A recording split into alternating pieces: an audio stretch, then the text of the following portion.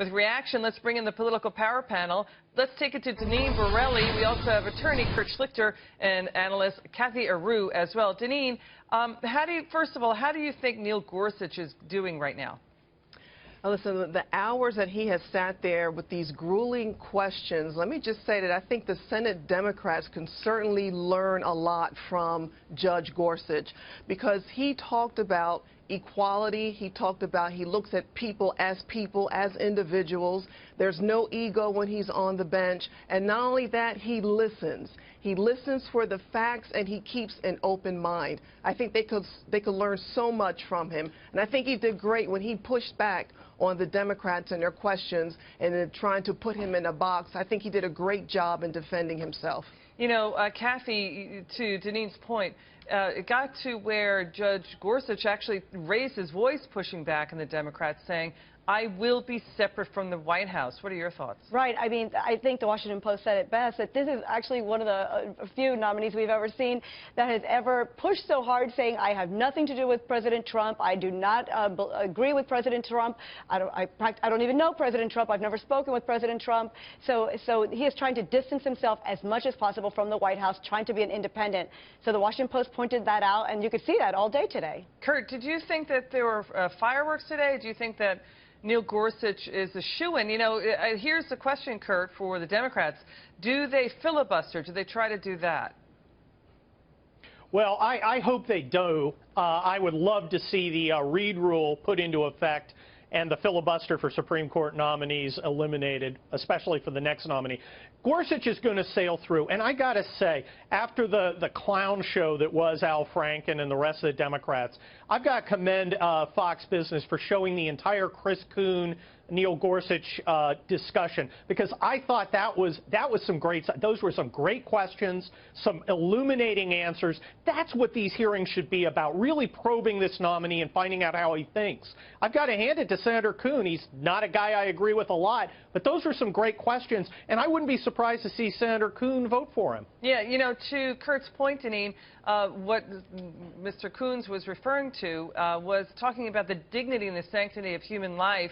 And, you know, Neil Gorsuch is writing about euthanasia. And so Neil Gorsuch is essentially saying it could put the elderly and the disabled at stake if you open that door. What were your thoughts there?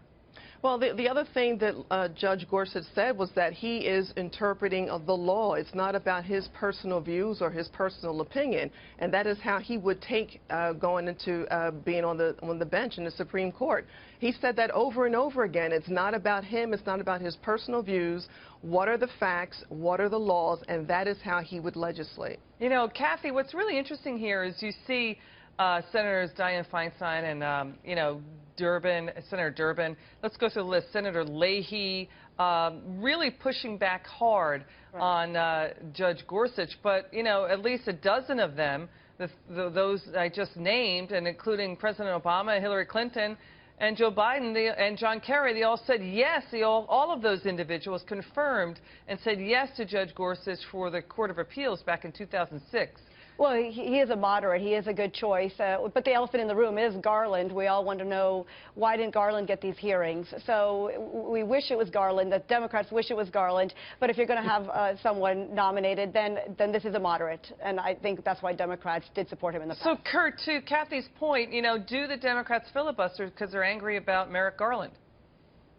I sure hope they do. Again, I'd like to see the Reid rule applied to the Supreme Court nominees so the next nominee can get through. Neil Gorsuch is going to glide through this. He's been so impressive, so in command of the facts, and his temperament's so great.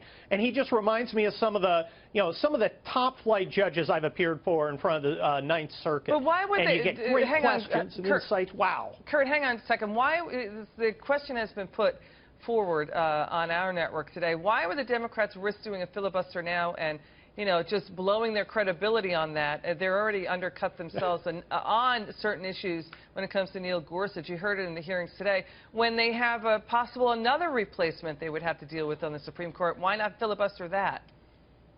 Oh, it's a strategically terrible idea for them to filibuster him. They would have to be operating under a motion. They would have to be operating simply to throw some red meat to their far-left constituencies who are screaming for them to go up on the Hill and die there.